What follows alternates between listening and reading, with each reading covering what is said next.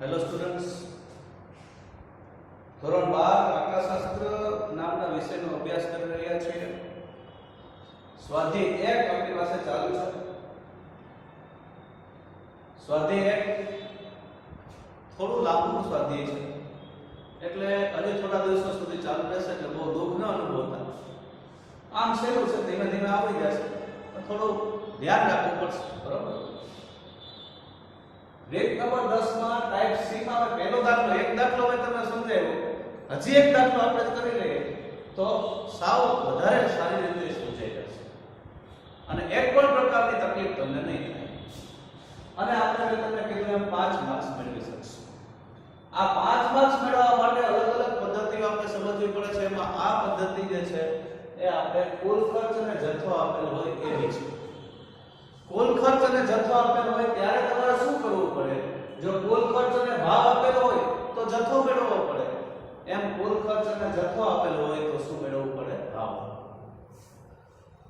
વર્ષ 2010, વર્ષ 2020, સૌથી પહેલા હંમેશા મેં તમને કીધું છે રકમ હંમેશા સમજવી. સીધો જવાબ દેવા માંડો ફટાફટ, ઉતાવળથી કાઈ થાય નહીં. ઉતાવળે આંબા ન પાકે. Rome was not built in a day. રોમનો નાશ થઈ ગયો. અને રોમનો નાશ થયો ને પછી એને ફરી પાછું ઊભો થતા ઘણા બધો ટાઈમ લાગ્યો, ઘણો બધો સમય લાગ્યો. ઉતાવળે કોઈ દિવસ આંબા નહીં પાકે. એટલે તમારે શાંતિપૂર્વક કામ કરવાનું છે, ટાઈમ મેનેજમેન્ટ થી કામ કરવાનું છે, તો જ આપણને સફળતા પ્રાપ્ત થાય. ઝડપથી કાંઈ થતું નથી. રકમ સમજ્યા વગર સીધા જવાબ દેવા માંડવાની ચાલુ કરતી હોય તો એ વાત યોગ્ય છે નહીં, કોઈ રીતે યોગ્ય નથી. તમારે દરેક બાબતને પહેલા તો રકમને બરોબર સમજવી. હું તો કહું છું રકમ તમારે 2 વખત વાંચવી. 2 વખત રકમ વાંચ્યા પછી જ દાખલાના જવાબની શરૂઆત કરવી, જેથી કરીને ક્યાંય પણ કચાશ ન રહી જાય અને આપણો જે ટાર્ગેટ છે જે 100 માંથી 100 માર્ક્સ મેળવવાનો એ આપણે મેળવી શકીએ. તો તમારામાં તો કાબેલિયત છે જ કે 100 માંથી 100 માર્ક્સ મેળવી શકીએ. તો એના માટે કયા કયા ગુણ જોઈએ?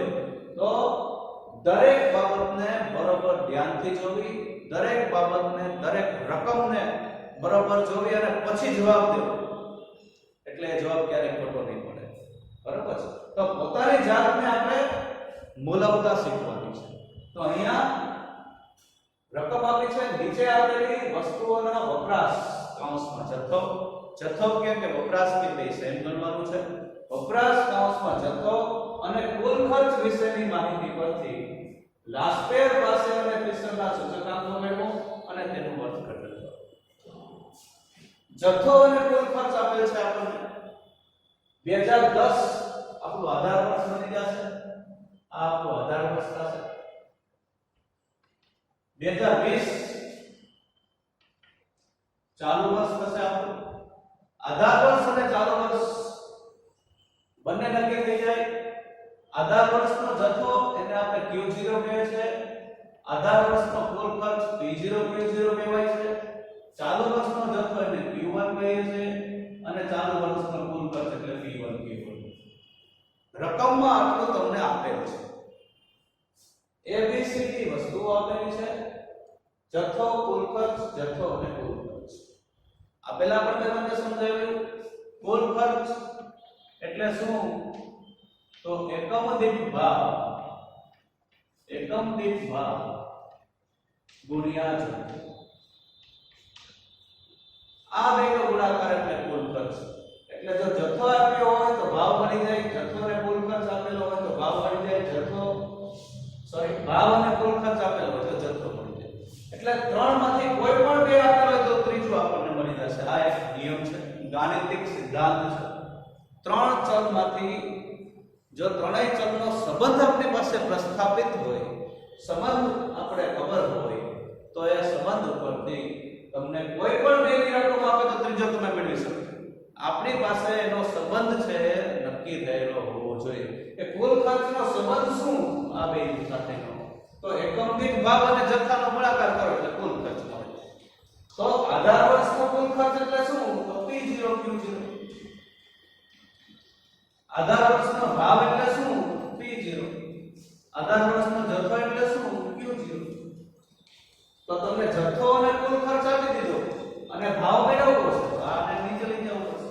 તો P0 Q0 ભાગ્યા Q0 એટલે કે ભાગાકારમાં આપણે જથ્થાને લઈ જશું એટલે તમને P0 મળી જશે.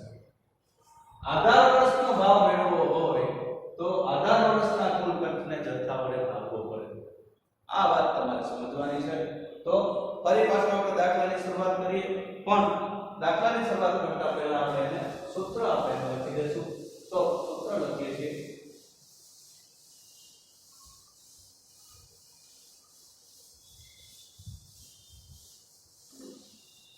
સૂત્રમાં આપણે સૌપ્રથમ અહીં વસ્તુનો જથ્થો અને કુલ ખર્ચ, અહીં વસ્તુનો જથ્થો અને કુલ ખર્ચ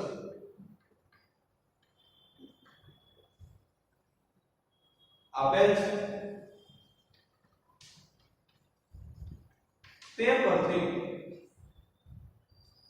એકમ દીઠ ભાવ મેળવીશું.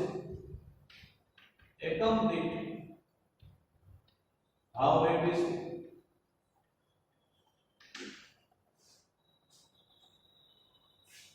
કુલ ખર્ચ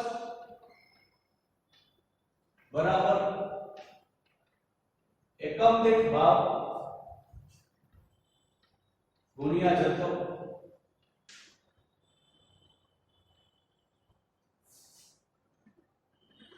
આપણે ભાવ મેળવવો છે, જથ્થો અને કુલ ખર્ચ આપી દીધો તો એકમ દીઠ ભાવ બરાબર એકમ દીઠ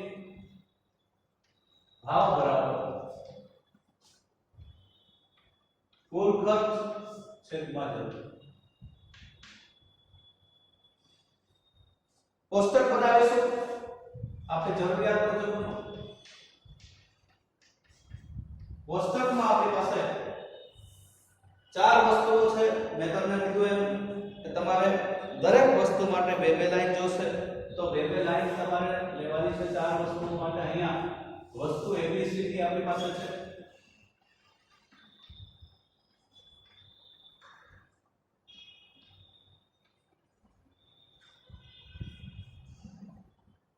વસ્તુ ABCD વર્ષ 2010 આપણો આધાર વર્ષ છે. વર્ષ 2010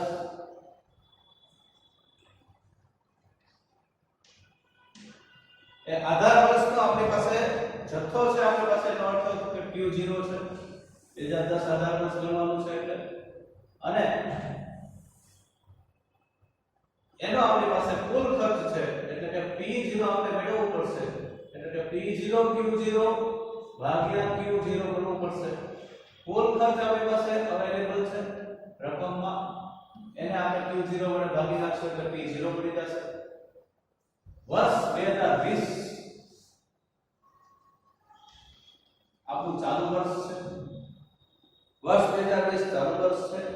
એમાં જથ્થો આપેલો છે Q1. P1 મેળવવો પડશે. P1 Q1 ના છેદમાં Q1 એટલે P1 મળશે આપણને.